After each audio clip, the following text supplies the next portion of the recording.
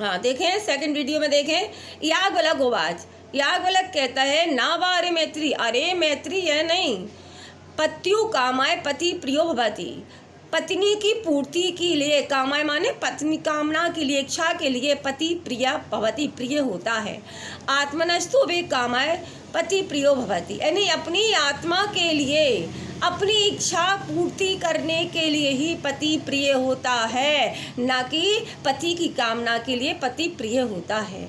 ना वा अरे जाया, इसी प्रकार जाया स्त्री, पत्नी जो होती है वो अपने लिए ही प्रिय नहीं होती है, वह केवल अपने पति की बल्कि इच्छाओं के लिए प्रिय नहीं होती है, बल्कि क्या कह रही है जय प्रवृत्ति, वह तो अपनी इच्छा के लिए ही प्रिय होती है। यानी कोई एक दूसरों के लिए प्रिय नहीं होता है, सब लोग अपनी ही कामनाओं के लिए प्रिय होते हैं।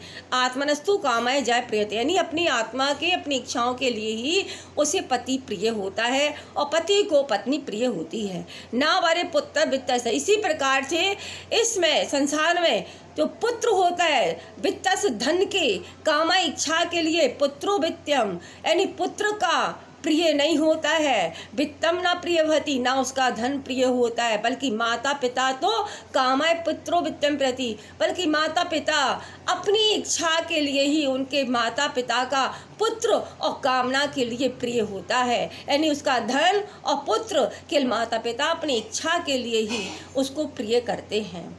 ना वारे सर्वा, इसी प्रकार इस संसार में तो सभी लोग इच्छाओं के लिए ही प्रिय होते हैं। आत्मनस्तु वे कामाय सप्रिय, यानी सभी लोग अपनी आत्मा के लिए, अपने स्वार्थ के लिए एक दूसरों के प्रति होते हैं, नहीं तो इस संसार में तो कोई किसी का प्रिय होता नहीं है, चाहे वो माता पिता हो, चाहे बाल बच्चे हो, चाहे पति पत्नी हो, कुछ भी हो, इस संसार में सभी स्वार्थ में ही डूबे रहते हैं, यानी तभी लिए प्रिय होते हैं कि जी हमारा भाई है, जी हमारी माता है, जी हमारी पिता है, जी बेटे है। आया समझ में?